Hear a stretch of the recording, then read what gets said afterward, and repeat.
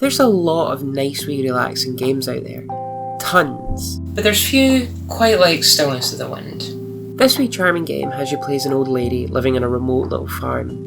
You play out her life one day at a time, getting up in the morning, then going and collecting eggs, milking the goats, making some cheese. Maybe you get a wee letter from your granddaughter. It's simple and compelling, a nice little routine to fall into and enjoy.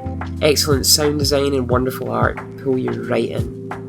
For real, just look at the goats. Give them a good wee pet, they deserve it. And this house, what a wonderful homely wee space. I could see myself living here, and those sunsets and sunrises. But this isn't Stardew Valley. See, most of the games of this ilk, relaxation and farming titles, are mostly devoid of conflict. A lack of combat tends to just mean nae conflict.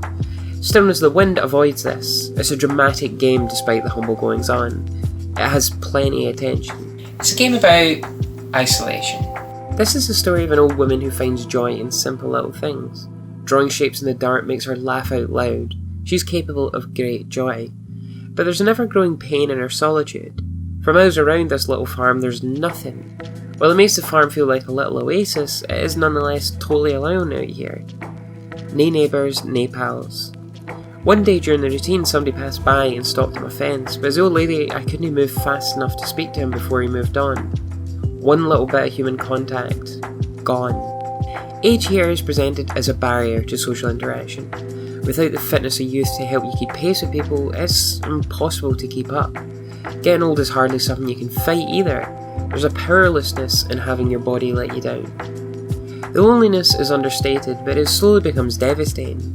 This nice little farm is never less than charming, but it's hard not to crave the presence of other humans. And worse, the game escalates matters by having the letters from her granddaughter grow more alarming. Just another way in which the game takes you low, and in that, it cuts deeper than your big dramatic AAA titles. She's bereft of human contact, and what little contact she does have only compounds her isolation.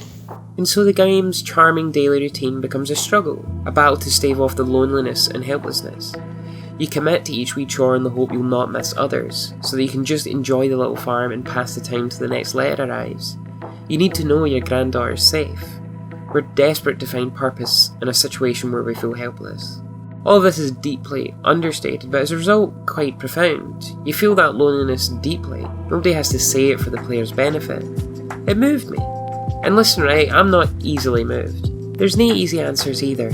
It's a simple truth that in life we have to endure deeply unpleasant circumstances, often with no tools to do so but a hard day's work.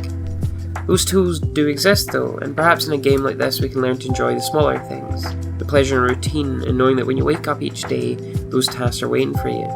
Work isn't always a joy, but purpose is a vital thing to have. This is a different kind of game from a lot out there, but it's not the complete antithesis of more thrilling games. There is conflict here, a challenge even. It just doesn't involve violence.